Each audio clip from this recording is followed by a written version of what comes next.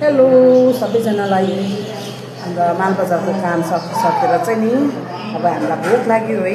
भोक लागिसकेर चाहिँ हामी यहाँ पिज्जा हाउस आएको छु है साथीहरू। अनि पिज्जा चाहिँ अघि मैले बनाउन पाइनँ पनि भिडियो पिज्जा खाँदै गरेको, किनभने अब धेरै मान्छेहरू पनि थियो नि त, हल्ला बेसी थियो, त्यही भएर बनाइन हो।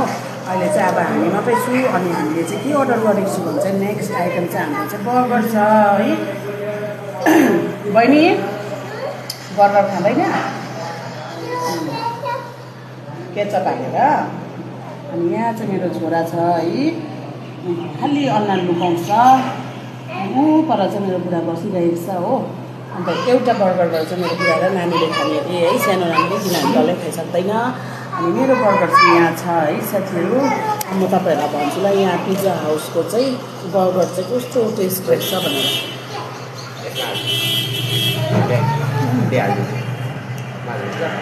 मिठो रहेछ है। तपाईँहरू पनि मालबजार आयो भने चाहिँ पिज्जा हाउसमै आएर चाहिँ पिज्जा बर्गर के आएर खाँदा हुन्छ साथीहरू।